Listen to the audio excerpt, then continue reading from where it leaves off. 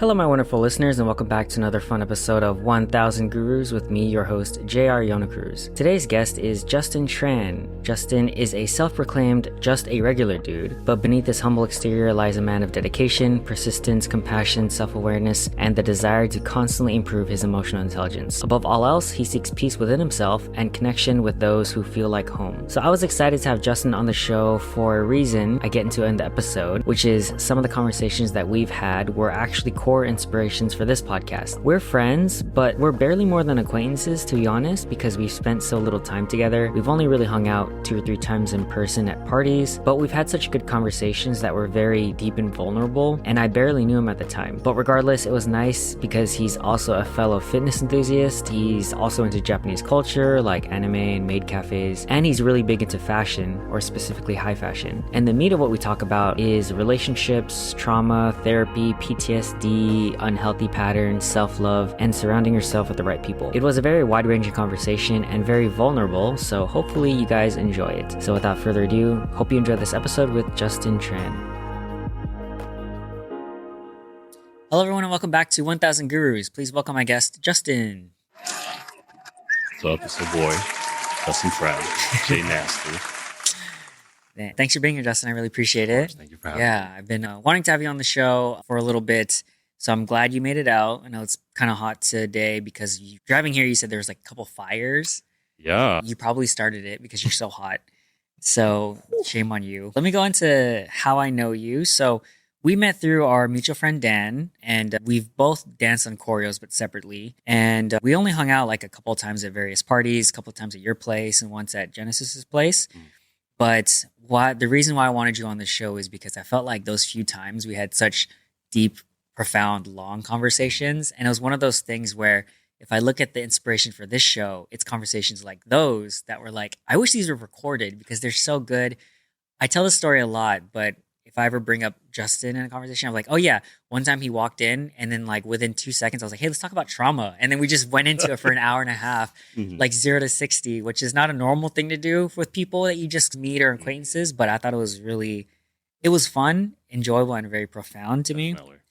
So yeah, I think that's what stood out about you to me is that you're very thoughtful, reflective. You are big into fitness, cosplay, fashion. And actually, you referred me to my former fitness coach, Ryan, who was episode number 13. And we worked together for over 2 years as my fitness coach. And I see your posts about traveling, photo shoots. And yeah, just wanted to invite you to connect with you and talk about some of these things. Thank you. Thank you for having me. Any clarifications or anything else that you're up to? What I've been up to. So I finished Anime Expo. So I wouldn't call myself a cosplayer. I guess like a casual cosplayer for fun. Okay. Because there are people out there who've done crazier things. So like there's levels and there's tiers. Yeah. One of the days, or what I'm known for is Toji Fushiguro from JJK. Yeah. They based that character off of you. Right? Yeah, definitely. Without a doubt. Yeah. But I say a casual cosplay because I literally put on a compression shirt. The pants were made by my girlfriend's mom. And I just had my hair and my girlfriend did my makeup. And the only thing I was wearing is my own skin. So I just walked around and I was like, oh my God, you buff as hell. And I'm like, thank you. Right now, there is another convention in January that is Anime LA. And I'm cosplaying a different buff character. Would you like to reveal it or is it a secret until then? It's a secret until then. Okay, cool. We'll look forward to that. Okay, so I want to start off first with your photos. So we'll go into, there's 4 different photos, your before and afters. We'll see. For the video people, you can see which ones are before and afters. So photo number 1, photo number 2. I swear, are these the same person? Photo number 3. Who's this character? This is Miyabi from Zenless Zone Zero. I just did a gender bend. Oh, dope. I didn't want to wear a wig, so this is my hair. It's all good.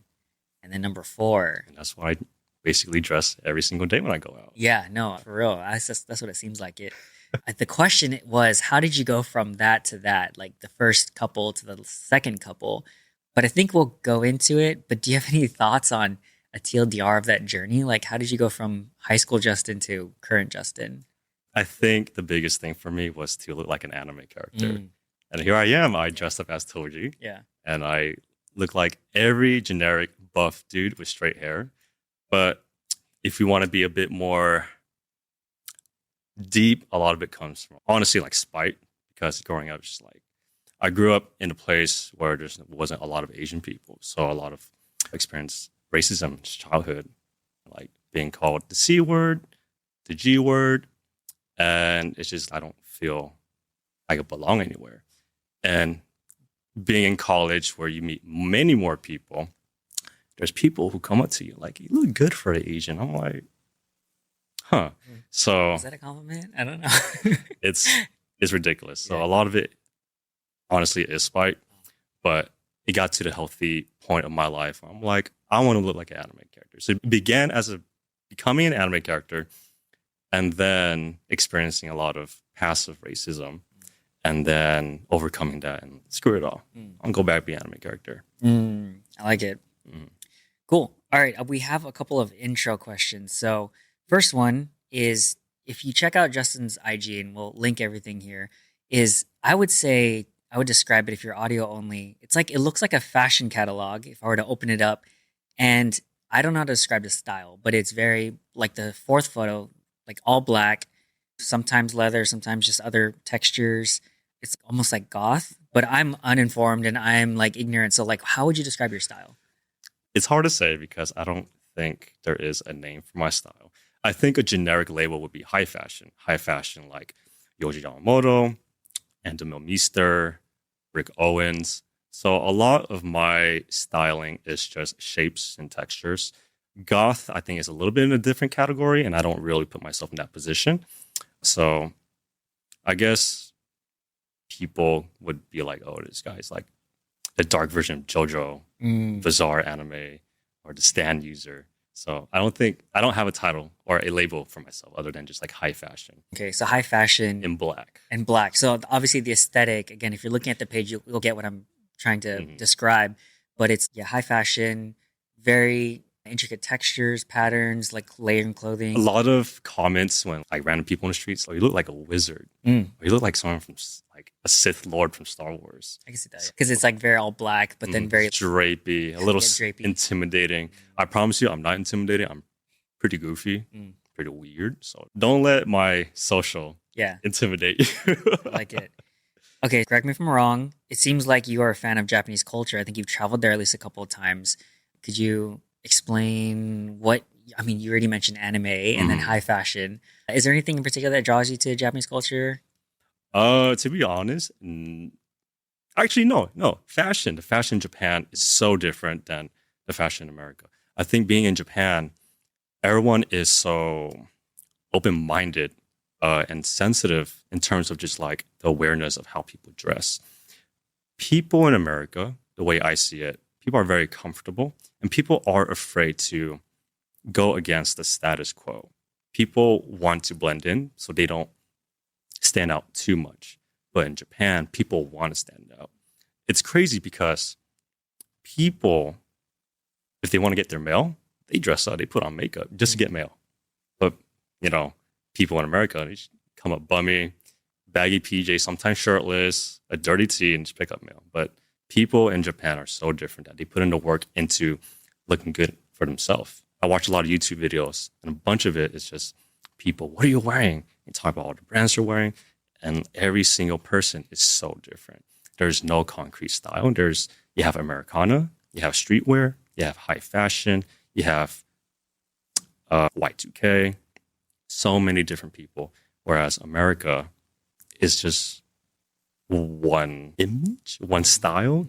I think, for my opinion, this current generation, especially the youth, crop tee baggy pants. The Silver Lake style is what they call it. And it's an easy, stylish format that anyone can get into. But being in Japan, going back, before Japan, I dressed a little bit similar as a Silver Lake guy. Crop tee, baggy pants, but black. But going to Japan, I was inspired by so many different people, so many different styles. Drapey, black, streetwear with colors, Y2K, and vintage Americana. And I did not want to look like a tourist. I wanted to blend in with the culture in Japan. So my second year, I'm like, I'm gonna up my game. So being in Japan, I bought wide pants like Hakamas. I got into Yohji Yamamoto. A lot of things that were quote unquote oversized, like kind of big, but like drapey. So it falls off of my body very nicely, as if I'm a wizard, the way I dress right now in this coat and a see-through shirt and wrap pants. That's what I love about Japanese culture, is the fact that I am exposed to many more things. Before that, I thought I was like, oh, I'm at my peak level. Japan humbled me very much so. I see. So opened your eyes to this bigger ocean of fashion, possibilities of what aesthetics can look like and the different variations. Maybe this is a little bit down a deeper rabbit hole than I was expecting to go. But okay, so you talk about Japanese culture and wanting to stand out and that high level of standards in an aesthetic way, right? I'm trying to wrap my head around the idea of, let's say, Western versus Asian cultures, where Western culture stereotypically is more about individualism. And then Eastern cultures are more about like that sort of community vibe. And then that saying of the nail that sticks up gets hammered down. I'm butchering that sort of phrase, but you know what I'm talking about, right? Yeah. It's that, and again, generalization, but that's usually what Asian Eastern cultures are known for, is like the symmetry, the communal, and not the individualism. And if you look at like capitalism versus not, right, there's that sort of juxtaposition. So I know those are different things, but I'm trying to wrap my head around the contrast between that. And then now what you're saying is the fashion is like everyone's trying to stand out. There's a lot of variety. It almost feels like a capitalism of fashion because there's so many different varieties, but it goes against that concept. And it could be an outdated concept of trying to be the same, trying to be uniform, trying to be like a machine or everything is uniform. Do you have any thoughts, or how could I don't know, reconcile those different ideas? Does that make sense? What I'm like kind of word vomiting. And I could be wrong on all of these things. That's just I'm bringing it up because you mentioned how they're trying to look different. Because a lot of the things I was saying is just observation and personal experience. Walking around SoCal these days, the way I dress, super different. You're just like, who is this guy? Is this guy being performative or not? I remember one time, I think it was last week. It was my friend's birthday. We went to Irvine Spectrum. And I have posted a story of our friend group, and we were all dressed in black. Everyone looked like wizards. Everyone looked like villains and final boss. But it captured a lot of eyes on us. A lot of people making side comments. A lot of, oh, y'all look good. Or other people like, Wingardium Leviosa. Those are coming from people who don't understand the importance of fashion, how fashion built us as a person. I'm not saying fashion is a personality, but fashion gives you the confidence, and it also expands your horizon of what's out there. I don't want to look the same. For me, I hate looking the same. I hate being stagnant where I am in life, physically and mentally, emotionally. So every single day, I'm like, how do I get better? I'm not a social media guy. I just post fit pics, but I'm like, how can I make a better fit pic than the last one? I don't have an answer to your question, but... No, it's all good. No, again, I don't even know how to answer your question. I was just, because you brought up a great point, and I don't disagree, and I've observed that too. It was just compared to this other idea that I've heard growing up and have experiences, like the Eastern versus Western cultures and the individual versus the more communal societal values. And then juxtaposing that with fashion and things that are more innovative, more about standing out. Yeah. And I guess I'll throw in this other reference. There's this really old documentary on b-boying, right? Hip hop. And it changed my worldview a lot because it was a documentary, I think it's called Planet B-Boy, maybe 2008 or before that. And it was talking about following these different crews going to this international competition. And they obviously showcase Korea, South Korea, Japan, America, France, somewhere else, like other countries, right? And for the Japanese b-boys, they're saying how, in the documentary did a great job showing this visually, but you know, it'd be these b-boys dressed up in hip-hop fashion and then dancing in like a subway around a bunch of people in suits. And they exactly, Planet B-Boy changed my life. I wrote a thesis on this actually. But it was like what hip-hop specifically gives people and b-boying is that freedom to break out of the societal norms of, especially in Japanese culture, what they were saying was that uniformity. And so hip-hop offers that. It's like a counterculture to the mainstream culture. And obviously things like fashion and stuff also break out of those norms. And that's why I was like, oh, it reminds me of that documentary, right? Yeah. Being here in LA is breaking that uniform, everyone dressing the same. Again, observation. So as what people notice, you guys are farming. It's a compliment because we want to stand out. Yeah. Yeah, we look intimidating, we look scary, but we're just a bunch of goofballs who just love clothes and love anime and just like we are unhinged. So we enjoy breaking the norm. Yeah. Because we also want to inspire people to just really put yourself out there because there's nothing wrong with experimenting. There's nothing wrong with looking different because people are afraid to be different. I like that. It's almost a visual outward manifestation of that idea you want to put forth of being different and being comfortable in your own skin and pushing the boundaries because it's an external sort of visual representation. Okay, well, that was a long intro topic. Did not expect that. No, yeah, but it was good because for me personally, I'm not into fashion. So it's so amazing to hear from someone who's really into it, their perspective on that. Because I think props to you and everyone who's into it. I think fashion's amazing. Let's go into the first topic real quick, which is origin, self-discovery, adulthood. The general questions are like, where did you grow up? What were some of your biggest influences? And what were your aspirations as a kid? Good question. So starting off with the first question, where I grew up in East Oakland back in 1996. I was living with my family, 2 parents, 2 older brothers, 2 grandparents. And I've been there my whole adolescence, my whole teenage years. So since day 0, since I was 17, being in Oakland is such a different world to live in. I moved out after high school to LA to pursue a degree in film studies, to be precise. And the culture in LA is super diverse. Sure, Oakland is diverse, definitely. But the culture in Oakland is super different. You have the hyphy movement. You have really specific sound, specific dances, specific lingos. And I still say those lingos. But in LA, it's so diverse because you have people from different communities, different parts of the world. So the biggest influence is learning different cultures. That isn't just Oakland. And on top of that, the exposure to art. I was always into art, but because of the different culture of different people in my life, the way they see things is very unique. The way they see the world, the way they see fashion, the way they see art, music is something that I did not have growing up in Oakland. Because Oakland, I just felt personally stagnant. Especially compared to LA, right? Yeah. LA, everyone asked me like, you ever thought about going back to Oakland? I'm like, no. I feel like if I go back to Oakland, I'll be very depressed because I am hungry for growth. I'm hungry to discover many things. And I feel like I outgrew Oakland. You could take me out of Oakland, but you can't take Oakland out of me for sure. But I know I got to the point where I'm like, I got to grow up. I got to find who I am as a person, not the kid from Oakland. Yeah. I feel the same way growing up in the Bay Area as well, like Southeast Bay, Fremont, Milpitas. And it's always home. My family's there, but I can't see myself moving back because obviously I'm so used to SoCal, OC area, but the diversity in culture is something that I enjoy and I'm used to. And I think going back home, it'll feel like no shade, obviously, but I'll feel more stagnant. Like, okay, this is home. There's nothing new here. There's no growth for me here. Exactly. So I totally resonate with that.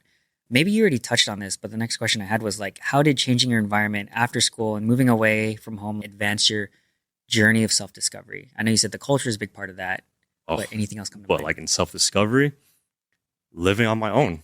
I'm the baby in my family. So of course I've been spoiled 17 years. And going to college in my late 17, turning 18 of course I had my parents support. They supported me financially. I didn't have a job. But it was the age of meeting people, the age of finding who I want to be. So moving to LA, I'm like, I don't want to be that shy kid from Oakland. I want to be a new character. So I'm going to have new personality, new energy, new mindset. So I was privileged to have a restart in my life as an 18-year-old. Could you walk us through these stages of life that you mentioned? So kid Justin, teen Justin, college Justin, and then now adult Justin. Could you walk us through like those stages that you mentioned, the differences or maybe self-discovery that you had? Again, I was a baby boy, always spoiled. And because I was spoiled, I was really naive. I don't really see the world in such a negative way growing up. Everything was rainbows and sunshine. And then high school happened. Well, so you go through emotions, you go through hormones. The biggest thing, that period being a teenager, what are emotions? Why do I feel a certain way? So my early teens, I was going through a lot of depression. But I'm like, what is depression? Am I really depressed? How can I be depressed if I'm just a kid? And that was something that was instilled into me because I was invalidated for having such feelings. I was just being crazy and I was just like overthinking or asking for attention. A lot of being a teenager is just like, why do I feel this way? How can I fix it? I never had solutions to fix it. So disclaimer, a lot of dark side of my mind of wanting to end my life. But like I knew that wasn't the solution. There was a moment where like I was really close. Of course, I thought about my family, thought about my friends, and I'm like, nah, I got to keep going.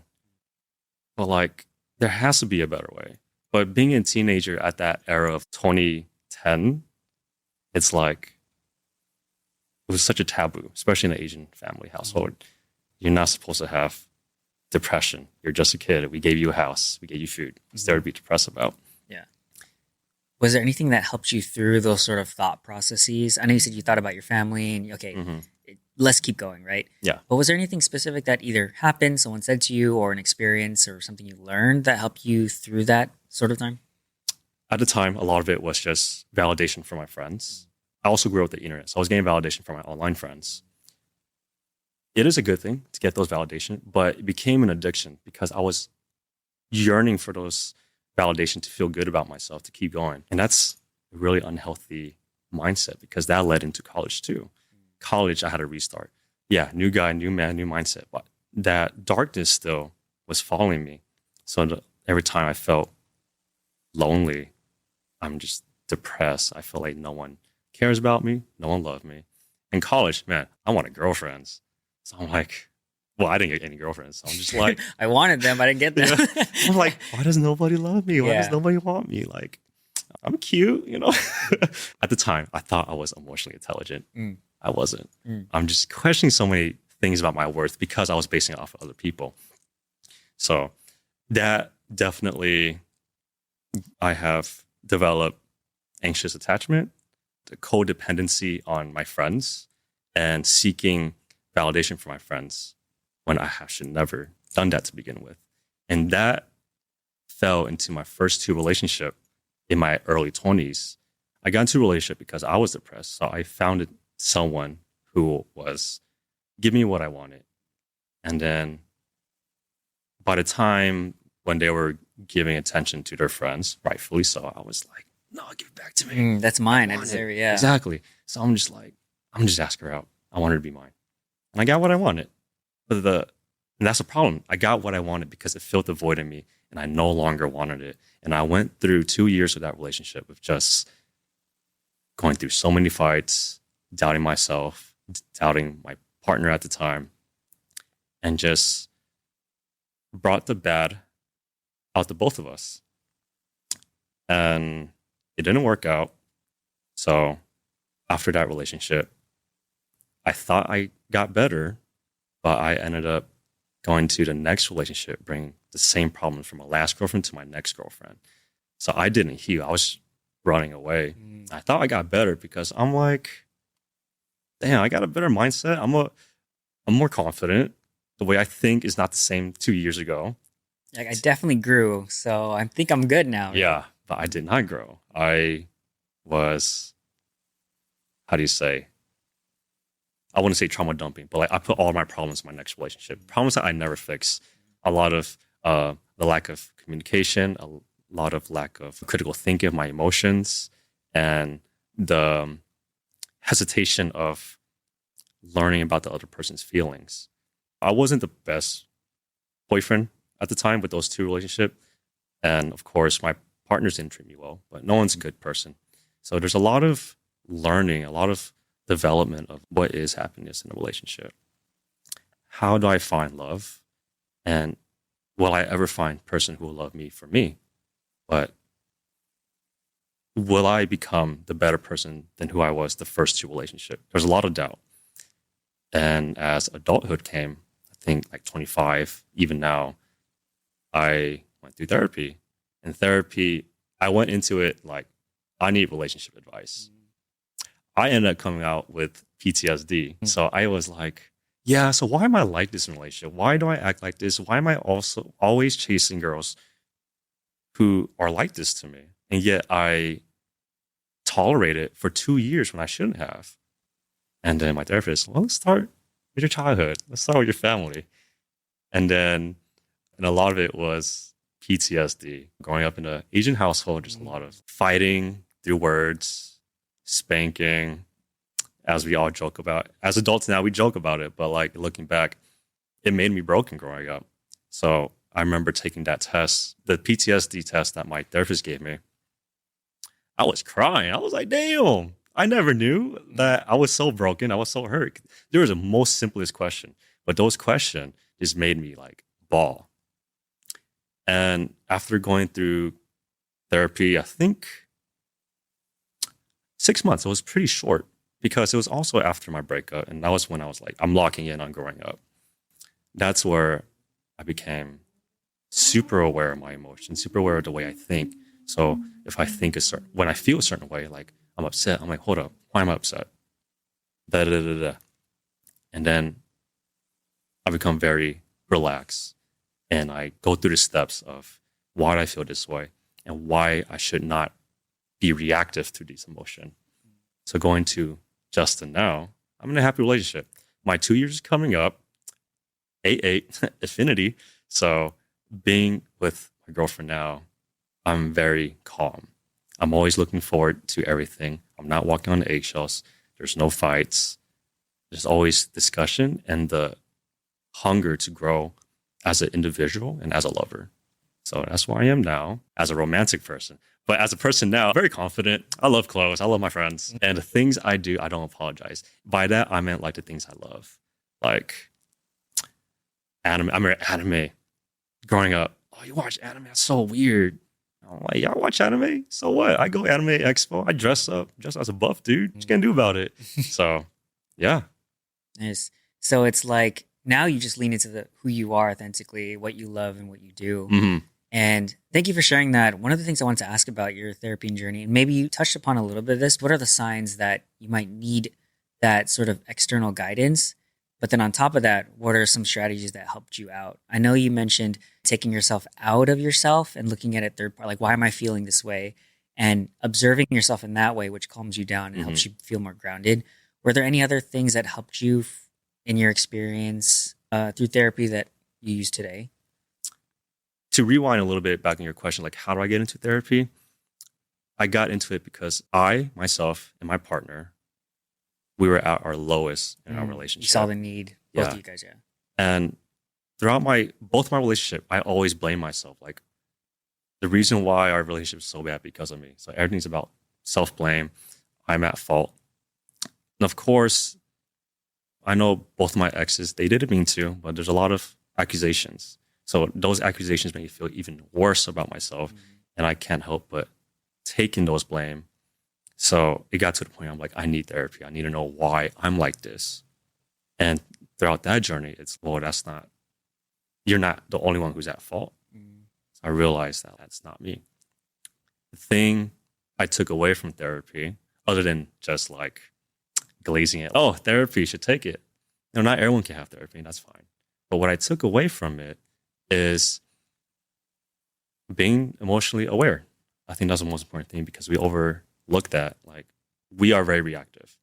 And that's a skill that I built, is to not be reactive. Because being reactive can cause problems. And of course, I'm not perfect. So there are times where I like felt upset, like over the stupidest reason. Oh, I dropped my phone so hard on the concrete. And I'm like, my life's terrible. I'm like, yeah. Let's just end this. But no, I'm not like that. Yeah. So I'm just like, oh, are you okay? Is it fine? Yeah, it's fine. Okay, move on. Instead of being like, oh, I dropped it. That used to be me. Not anymore. So less emotionally reactive, not letting your emotions control you. Yeah, exactly. Taking a step back. I'm reading this book currently. I mentioned in the last episode, which is 101 essays that change the way you think. And it talks about how one of the ways that you shouldn't try to repress or hide your emotions. Allow you to feel it, of course. Don't invalidate it, right? And it's like what you're saying. Don't invalidate those emotions, feel it, but also obviously don't let those emotions control you and your actions because you won't even make good decisions that way. Exactly. One piece of advice I got from that book was like, if you're feeling emotionally, what's it called? Agitated, or you're at a heightened sense, Yes. wait to bring yourself back to neutral and then maybe make a decision, think about it logically, etc. You have so much time in the world to even think. You can't do your best to just not be reactive because, as we talked about earlier, you do cause issues, not for them, but for yourself. And it's going to cause even more issues of self-doubt and anxiety. So you have all the time in the world to feel and then to assess yourself. How can I go through these emotions and regurgitate it positively? Cool. I want to ask you, we're on this topic of relationships, and I eventually want to move. I forgot to ask about Maid Cafe and Butler Cafe, but on this relationships and love, I want to ask, what are some unhealthy patterns that you've learned over the years to help identify in relationships? Obviously, you have good context and experience for some people out there who might not know. So unhealthy patterns, but also maybe strategies for people to help navigate those difficult relationships, or guiding thoughts or questions.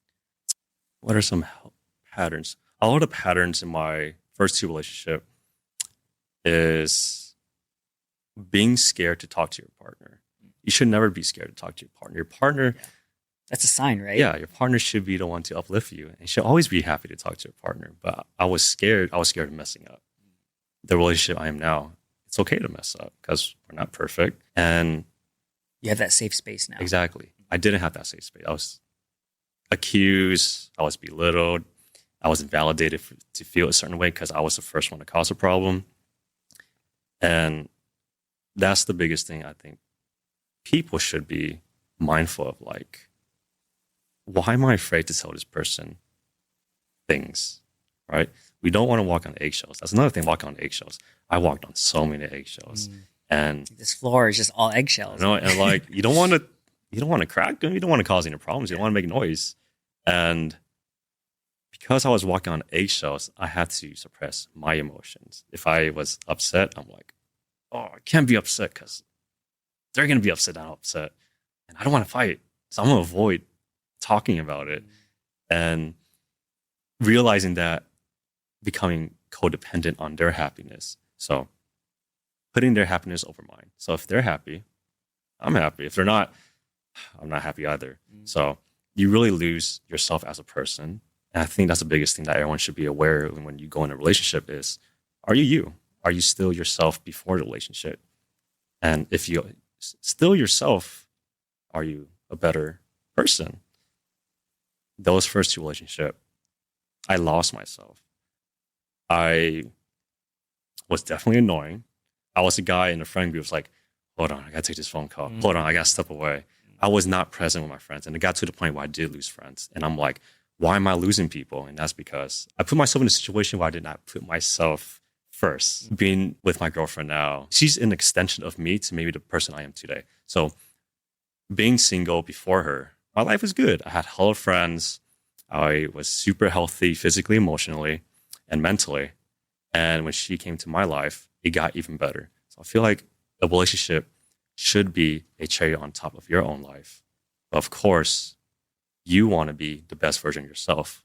Don't go for a relationship when you feel the weakest. Because I did that.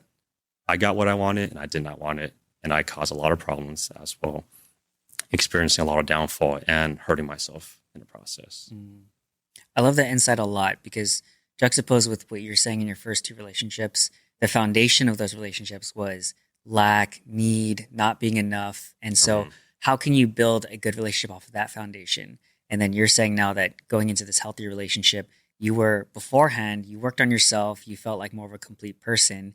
And now my belief is that, especially for our single friends out there, if you're looking to be in a relationship, the worst thing you can do is feeling like you need something to make you feel better and then thinking that person will solve all your problems, as opposed to working on yourself, being a whole person. And now that your frequency, your vibe, your wavelength is different, you will attract a different type of person into your life. So that order of operations, in my opinion, is so necessary, is you need to feel like you love yourself, because you can never give or receive love that you don't have for yourself. Exactly. Self-love is the core of all types of love. And so it's realizing that if you feel like you really need a relationship to be happy, you're already at a bad start, right? definitely. I want to ask the question now because I think this is big. This is very important to my conception of Justin, which is how did you get into Maid Cafe and Butler cafes? What is this buff dude? Sorry, one thing I did want to say too is for audio only listeners, obviously there's this eye candy of a guy next to me. But for those of you who don't have the fortune of seeing what's underneath his layers, he's also in peak physical prime. He's like a chiseled Greek god. So imagine that in a maid outfit. And so that's setting the stage. So how did you get into that? So I always knew about maid culture because I'm a weeb, right? Getting involved with maid culture, it really started off finding this place called Asayoru. So Asayoru is the first brick and mortar maid cafe in LA that is founded by my friend, her alias, Maid Sai. I went in there for the memes. I'm like, cringe culture. Oh, maid, Lamau, cringe. It always starts off as a joke. So I went in there as a joke. I just want to see. And it was a hot day too. So I was wearing tank top. So of course my muscles were out.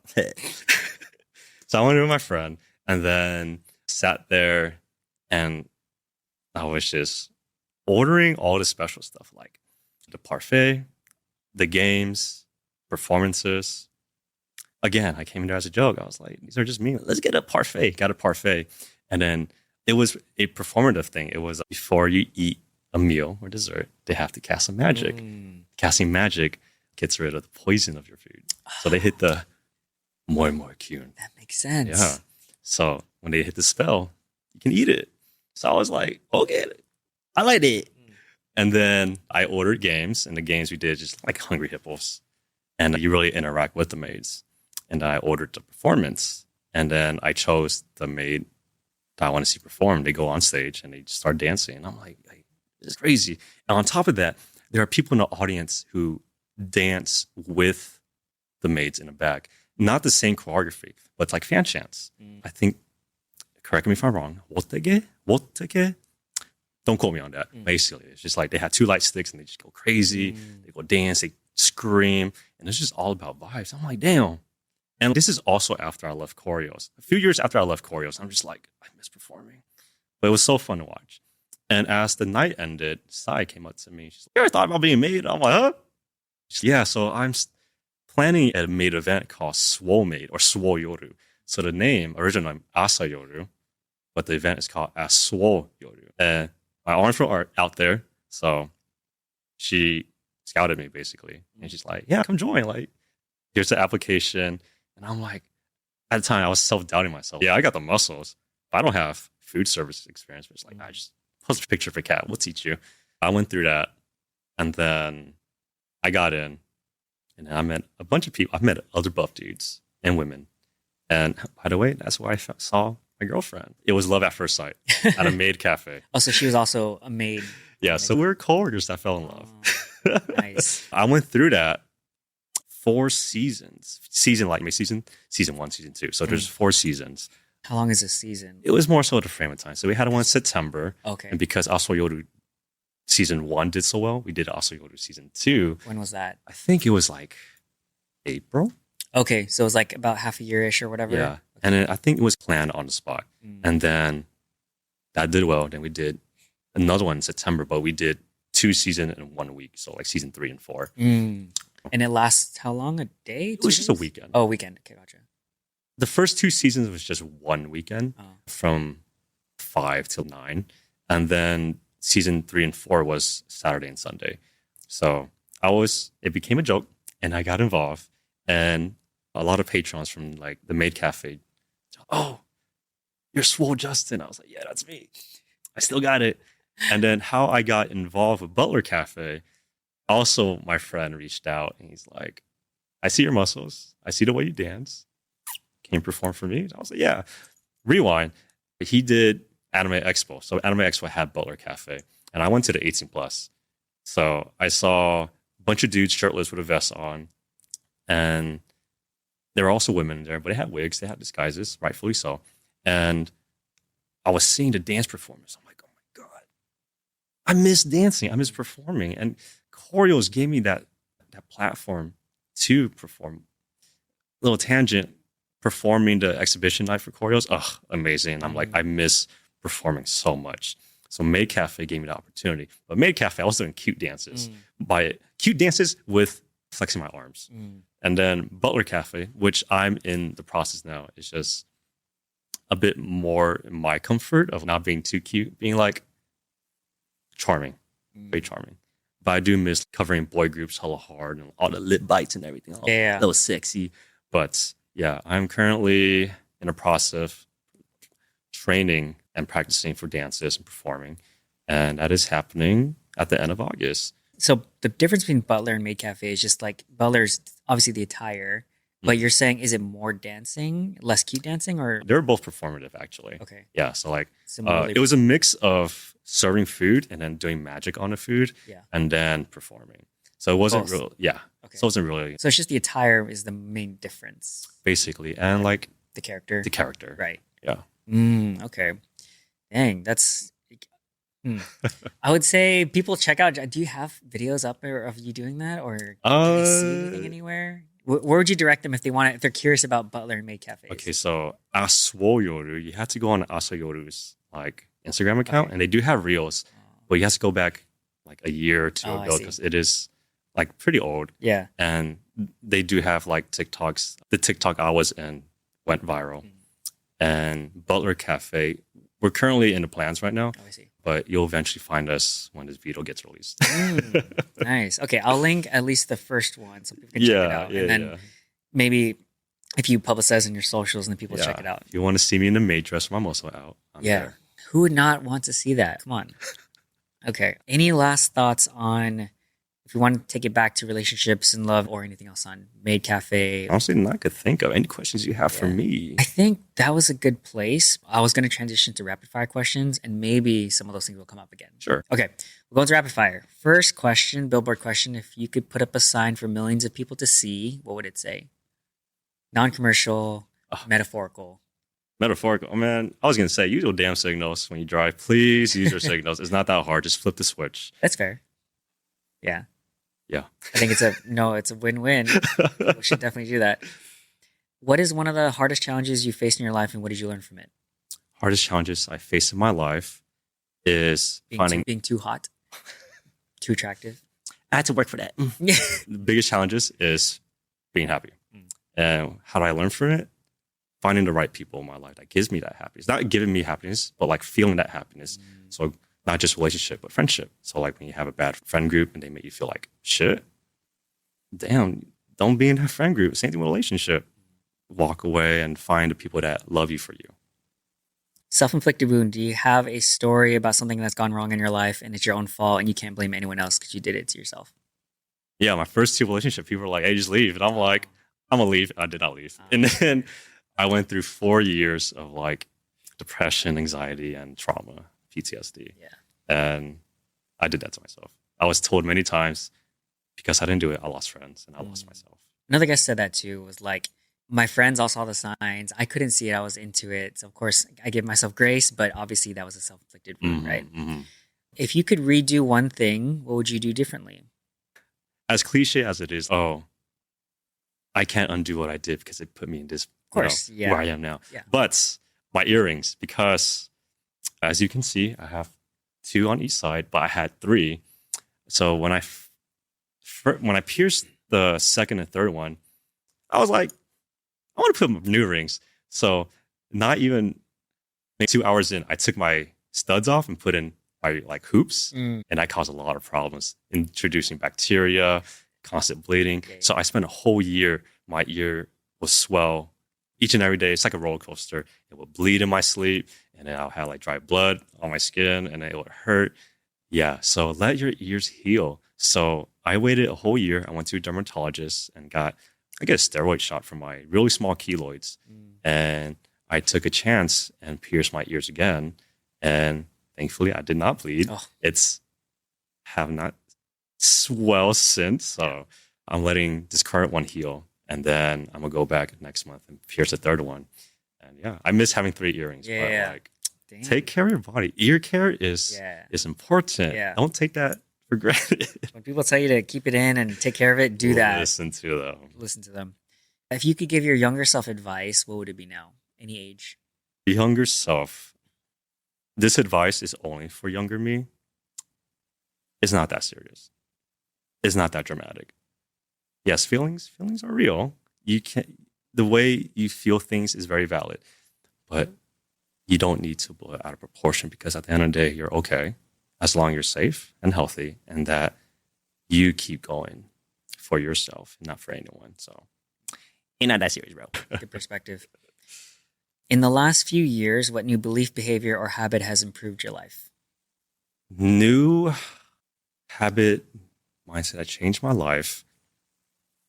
Developing confidence, because I'm so confident who I am now. I can be really goofy. So like I walk around public space like Irvine Spectrum, I'd be screaming for no reason. I just go on my day. So before, I did not have that confidence. I was too shy. I was too scared. But now I could just fuck around because I'm so comfortable in my own skin. So developing the confidence and knowing that like I can carry myself with and not apologize for it. I'm good. I'll be screaming like that. What do you think helped give you that confidence? Like any things that you did that built it?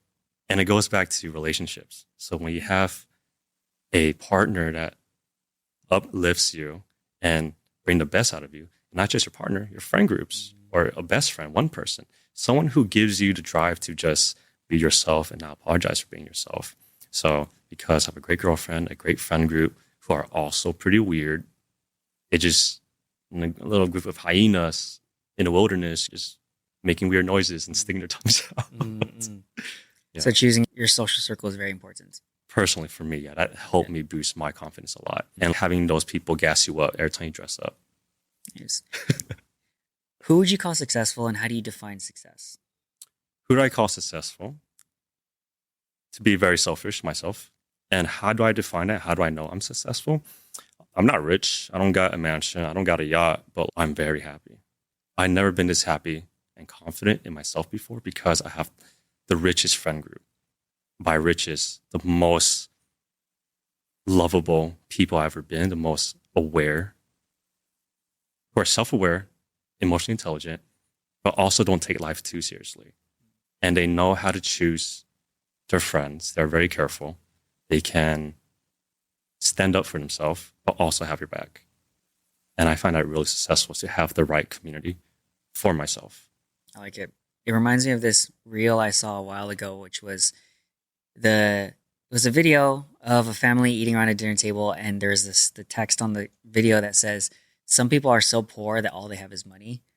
And it reminds me of what you're saying is like, sure, riches, wealth, right? But if you don't have the connections, the relationships, the friendships, and feeling happy with yourself, then what's the point of all of that? Exactly. And part of human nature is to build a community, is to love not just yourself, but the people around you, and to be inspired. If you knew you couldn't fail, what would you try or be doing right now?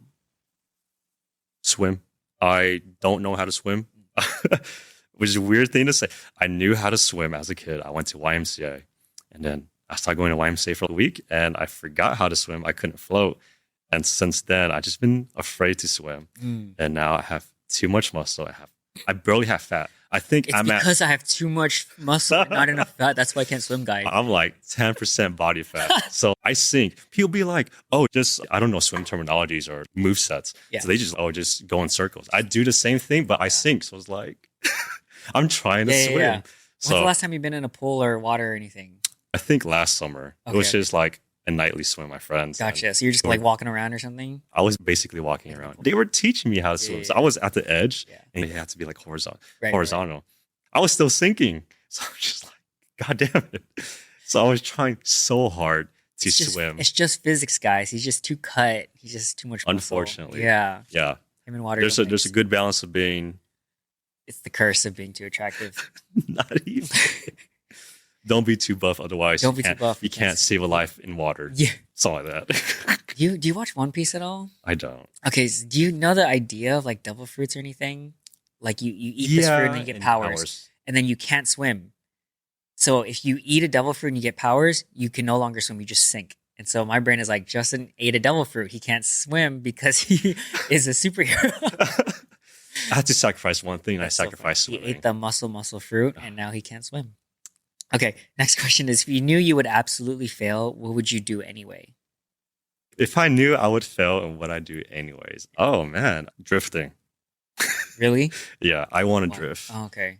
I love initial D. But if you knew you'd fail, wouldn't that cause a fatal accident? Yeah, but at least I did it. Gotcha. Okay, cool. Maybe that should have been the answer to the first part, which is you wouldn't fail. You know what? You're right. Swim, drive, drift, whatever, same thing. What is something you've been pondering recently or something you think about often deeply? Recently, my proposal to my girlfriend. It's So that's public. Like you guys both. it's public. Oh, wait, sorry. You already proposed. No. Okay. So, She's my wifey, but she's not my wife. gotcha. But you guys are like, The idea's here. okay. Intangible. I've been brainstorming. I've been going through a process of like, how do I want to do this? How do I want to execute it? She knows. She knows that I want to propose to her. So you guys are on the same. You guys want to get married, but it's We more do. just like now you're like, okay, let me figure this out. Yeah. Mm. But it's a surprise. So it's here. So I've been pondering a lot about how can I surprise her. So it's no secret I'm going to propose. Gotcha. But like, how am I going to propose? Just thinking about it a lot. Cool. Well, we won't spoil the surprise. Next question is favorite hot take or something you think most people won't agree with. My favorite hot take, or I guess, yeah, my favorite hot take, and many people that will not agree, is men should explore and embrace femininity. To me, femininity is not about quote unquote being girly, but rather learning and understanding elegance, sophistication, intentionality. It's a power of subtlety. So, for example, I'm wearing makeup right now. You don't know that. So I have this no makeup look. I just basically covered my razor cut from shaving. I covered the green tint of my facial hair. I covered all the red spots on my face. Another example, I got my nails done. They kind of outgrew, but I believe self-care is very important. It's so low key, it doesn't make it excessive, but the work I put into to feel good about myself. So I got my cuticles cleaned up, oiled up, hydrated. My nails before, they were like, there's nail polish, it's gel. So like a nude, somewhat pinkish color that just brings out my nails more, brings attention to the subtle details. And the biggest thing is shopping in women's section. A lot of women clothes that I have encountered are genderless. Everything's about silhouette, textures, fabric. Like the shirt I'm wearing from Rick Owens is a women's shirt, but you don't know that. And wearing this empowers me because I get to show off my titties, right? And my abs. So exploring and embracing femininity, you don't abandon masculinity, but rather you expand what masculinity can be. It helps a man to become very dimensional. I consider myself very dimensional. I did Maid Cafe. I am revealing things. My pants is like half skirt, half slacks. I got makeup on. I do my hair. Got my nails done. Do skincare. So I find these things like bare minimum. But like a lot of men will not agree with me because it's like, it's too girly. It's too feminine. But no, you're just expanding yourself. You become more than who you are now. What is one of the best or most worthwhile investments you've ever made in either time, money, energy, or etc.? One of them is, I'm very privileged to say, is therapy. To have some professional to guide me for my emotions that I never understood. And the other investment is finding the right people in my life, finding the right lover and finding the right friend group. That's something I always preach about, is finding the right people that make you happy genuinely, not not like transactional or conditional. It's Surface unconditional. level happy. Exactly. Yes, that's what it is. I like it. Cool. Do you have a favorite recent purchase in the $50 to $100 range that has impacted your life in the last, let's say, 6 months? Just a recent, cheap, relatively purchase. Sheesh. Man, the 90-10 10-pound ground beef from Costco. 90-10? So like 90 right. lean, 10 fat. And I think it is 10 pounds. So like it's like a log. And like you cut that up, it lasts you like half a year. And I have one beef left in the freezer.